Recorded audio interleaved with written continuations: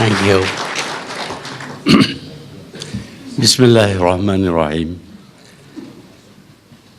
Your Excellency, Mr. Imran Khan, Prime Minister of the Islamic Republic of Pakistan, Excellencies, ladies and gentlemen. First of all, I would like to thank the organizers for enabling me to meet the business people of the two countries.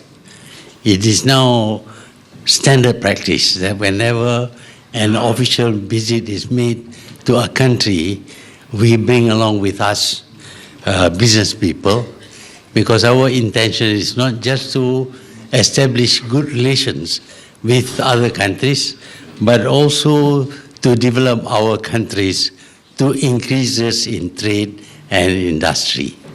And so, for all these visits, meeting with business people is extremely important. And of course, for the business people themselves, their counterparts must be available so that they can form partnership, or at the very least, learn to know each other. It is important to know each other because it is impossible to do business with total strangers, because you don't know what kind of person he is and whether he is trustworthy or not. But by having meetings like this, it enables us to know and understand each other, and therefore think up of ideas to enable us to increase the business being done between our two countries. Now, Malaysia was a poor country when it became independent. It was wealthy, it produced rubber and tin, but the wealth flowed to the metropolitan country, not to Malaysia. The Malaysians themselves remained poor. And we, of course, wanted to show the British that when we became independent, we would be able to do better than them. This is our challenge. You know, some countries have different challenges. I found that, for example, the Koreans wanted to outdo the Japanese because the Japanese once colonized them. For us, the ambition is to better the British so that no one can say that independence have not given us anything, any advantage, any progress. But then, as I said, Malaysia is a poor country. We didn't have the capital, we didn't have the technology, the know-how, the knowledge of world market, and the products needed by the world market. We were unable actually to industrialize.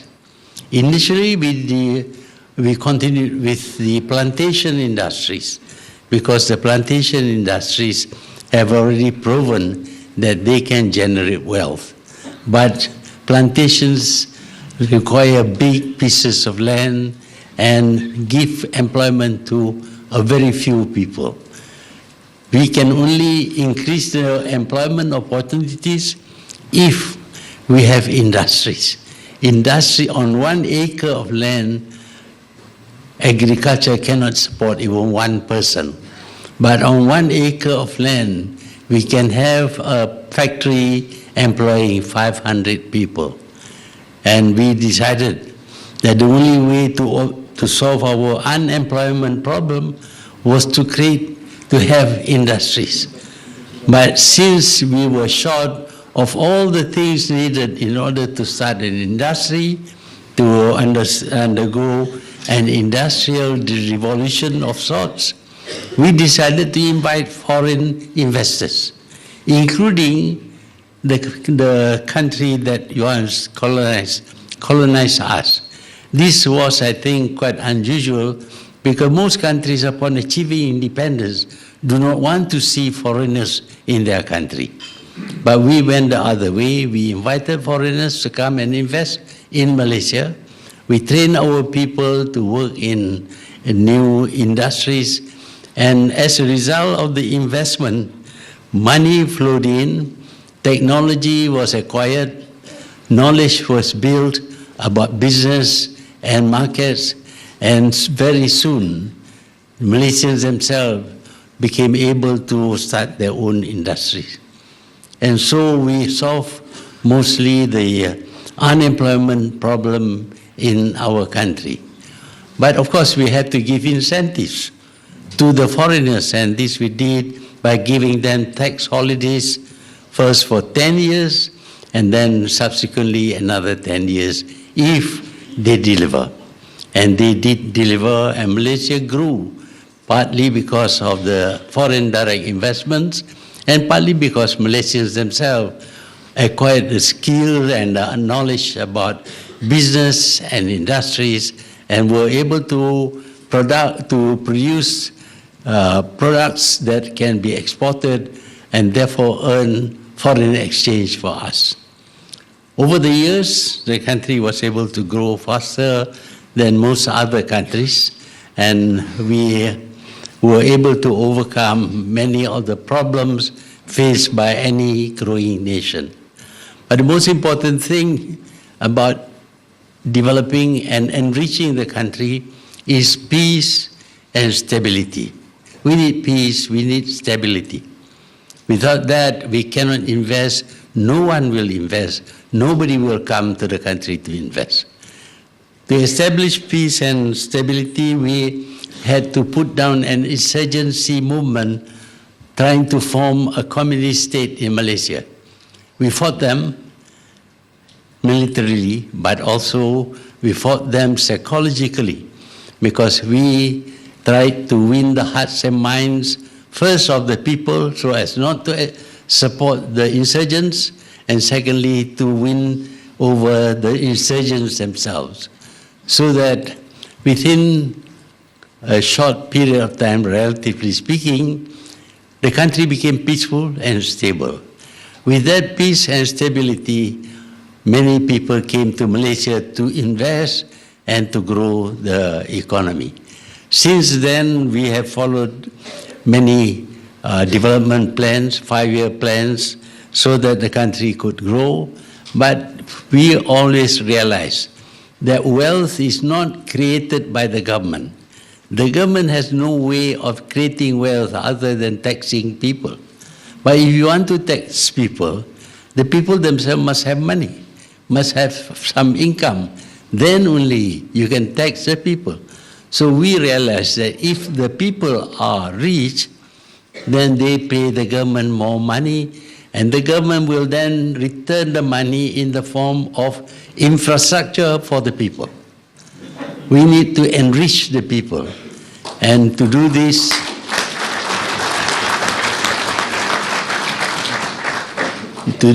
we provide them with education, with training, and also with opportunities to work and opportunities to invest, first in a small way and subsequently in a bigger way.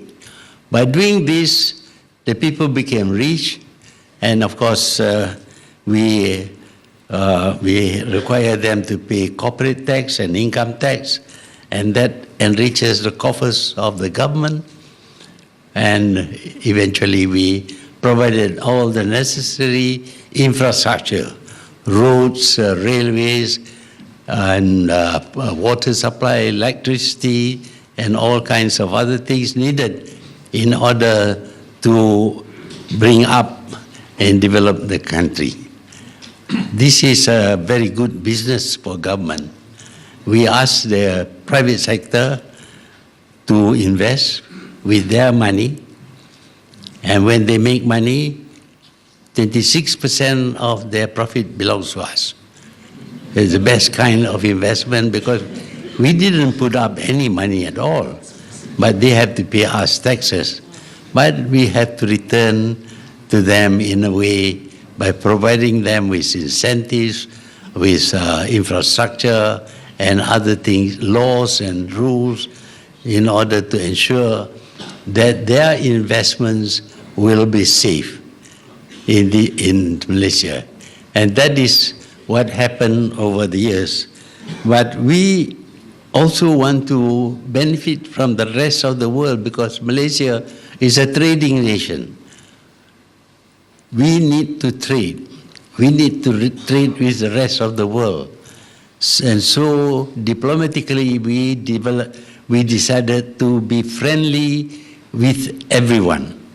We do not care about their internal politics and internal ideologies, but we want to be friendly with them so that we can trade with them and we can source a lot of things that we need from them.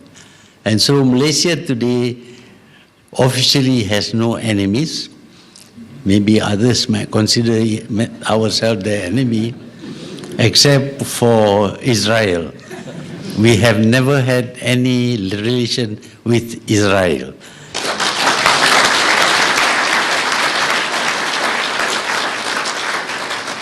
It's not because we are against the Jews, but it is for the wrong things that they do. Seizing other people's country and calling it your own country, expelling people from the country you seize. These are works of robbers, not people. So we cannot have any relation with Israel. Until now, we have no relation with Israel, and we feel that since Israel and the West promotes free speech, therefore we have a right to say nasty things to them. It is really an exercise in free speech. But of course they say nasty things about us also. That's okay, we accept that because that is part of things that free speech entitle you to.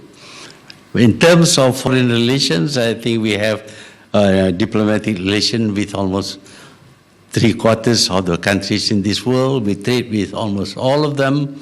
And since trade brings wealth to the nation, Malaysia grew also through trade. We are able to produce things which we can export. And at times our export exceeded our imports. This means that the country has a positive balance of payment, and this, of course, enabled the country to grow and grow much faster.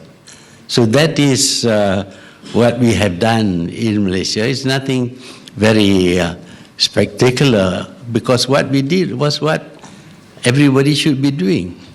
Growing their country, giving their people a good life. That's what big governments are for, and certainly elected governments are obliged to return that support by giving the people what it is that they need and they want. Malaysia has been able to hold elections every 5 years. We had a small problem in 1969 when there were race riots, but we settled that race riot within 2 years, and since then there has been no race riot, because although our country is multiracial, multi-religious, multilingual, multicultural, and also there is vast disparities in the economic well-being of the different people, Malaysia has remained peaceful and stable for a long time. And it is this that help us build our country. And when we come here, I'm quite sure, while we are thinking about buying more from Pakistan, we also want to export more to Pakistan. One thing is about this new government that we have pledged that ministers may not receive gifts. No gifts for ministers except food and flowers. As a result, I have a lot of food in my house. Nothing that is more than $500 worth can be given to a minister without him being charged for corruption. I don't know what the rule is in Pakistan, but I can assure you I have no intention to bribe the Prime Minister of Pakistan.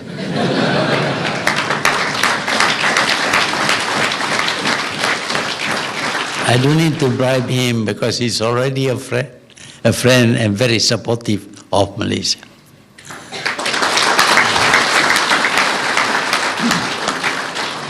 But also, I also have other reasons for doing this, and not because I want to bribe, but I think I need to promote one Malaysian product in Pakistan in the hope that we can work together in producing that product. And so I would like to give to the Prime Minister of Pakistan a Proton car.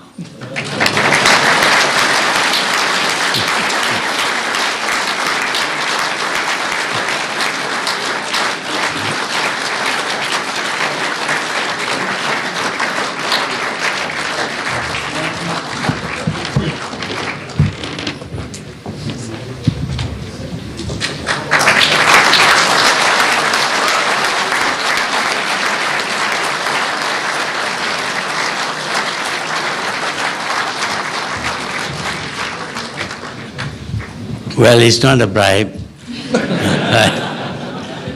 And I hope that with that one car, the whole of Pakistan will know that Malaysia can produce cars. It is the only developing country that has been able to produce its own car. So we would like to share our expertise in this field with Pakistan if there are investors willing to invest in the project of building a car for Pakistan, a joint Malaysian-Pakistan project. Thank you.